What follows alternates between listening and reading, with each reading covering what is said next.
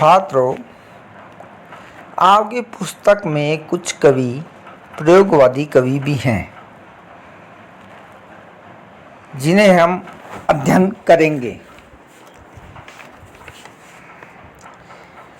इससे पहले आपको छायावाद और प्रगतिवाद और उसकी प्रवृत्तियों के बारे में बता चुके हैं। आज हम आपसे प्रयोगवाद और उसकी प्रमुख काव्य प्रवृत्तियों के बारे में चर्चा करेंगे। प्रयोगवाद का समय 1943 के आसपास का समय था।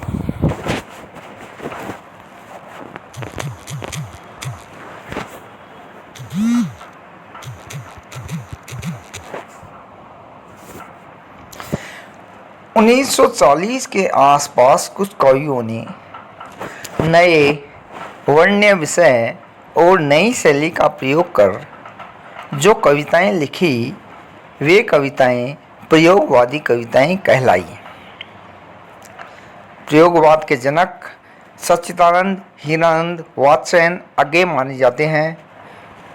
1943 में आगे के संपादन में प्रकाशित तार सप्तक से प्रयोगवादी कविता की शुरुआत मानी जाती है।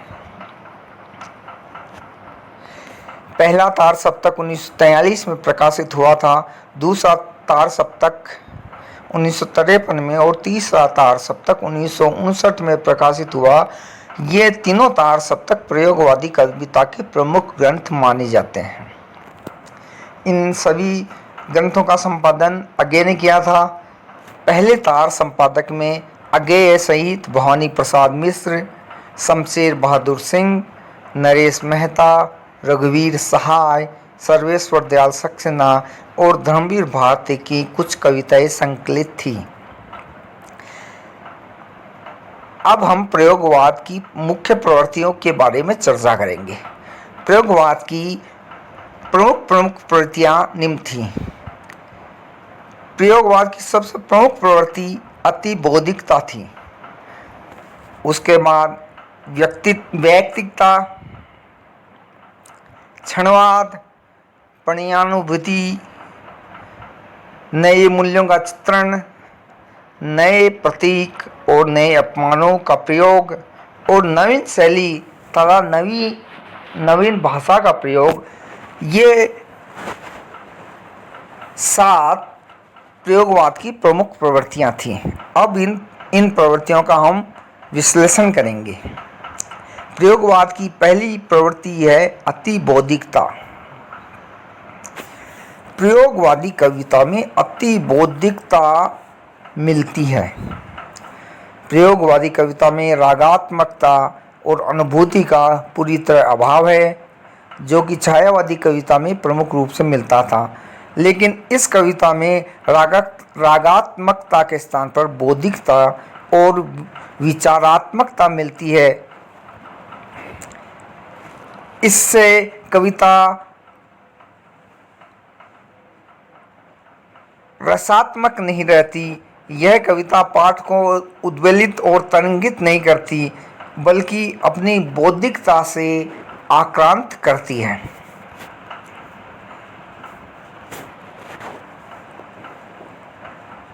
दूसरी प्रवृत्ति है वैयक्तिकता।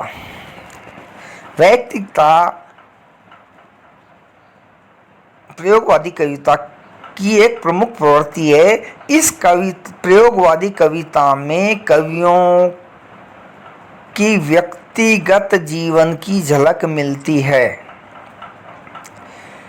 वैयक्तिकता प्रयोगवादी कविता का प्रमुख स्वर है। इन प्रयोगवादी कवियों का मानना था कि कवि का रचना कर्म उसके व्यक्तित्व से अलग नहीं हो सकता और उसके व्यक्तित्व का प्रभाव उसके रचना क्रम पर पड़ेगा ही पड़ेगा। इन कवियों की कविताओं में कवियों की असफलता, निराशा और कुंठा की प्रबल अभिव्यक्ति हुई है। अगली प्रवृत्ति है क्षणवाद। प्रयोगवादी कवि क्षणवाद के दर्शन से प्रभावित थे। प्रयोगवादी कवि भविष्य में विश्वास नहीं करते थे और न ही उन्हें छायावादी कवियों की तरह अपने अतीत से प्रेम था। ये सारे कवि केवल वर्तमान में जीते थे और वर्तमान की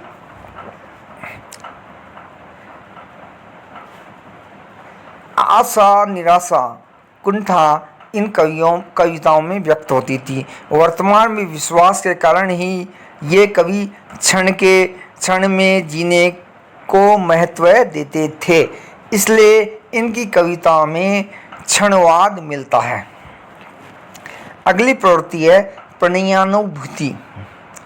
प्रयोगवादी कविताओं में प्रेम भावना का चित्रण भी पर्याप्त हुआ है। प्रयोगवादी कवियों के प्रेम का आधार शरीर था। छायावादी कवियों की तरह ये आध्यात्मिक प्रेम नहीं करते थे, बल्कि इनके प्रेम का आधार शरीर होता था। इस कारण इनकी कविताओं में प्रणयानुभूति और यौन आकर्षण का चित्रण भी मिलता है। अगली प्रवृत्ति है नए मूल्यों का चित्रण।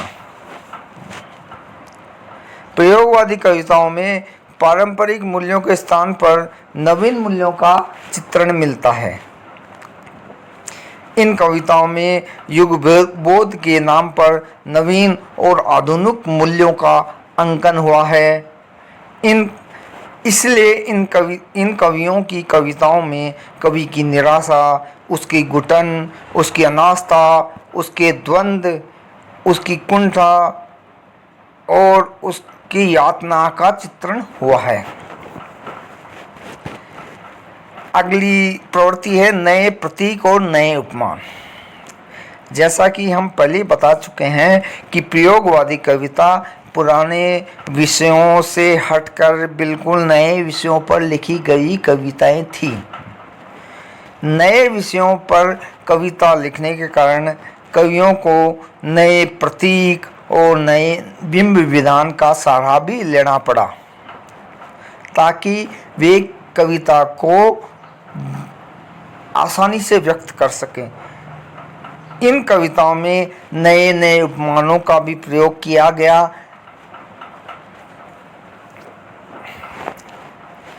अगली प्रवृत्ति है नवीन शैली और नवीन भाषा का प्रयोग।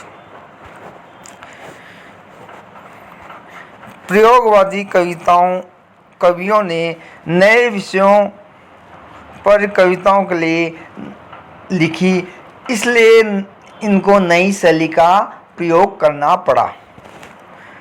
छंद की दृष्टि से भी इन कवियों ने नए प्रयोग किए और मुक्त छंद बल्कि क्षणिक कविताएं, लघु कविताएं लिखनी शुरू की। कविताओं में नई और आम बोलचाल की भाषा का प्रयोग किया गया। भाषा में शब्दों के साथ तोड़ मरोड़ कर खिलवाड़ किया गया। इससे भाषा में बधेसपन और स्थानीयता आई।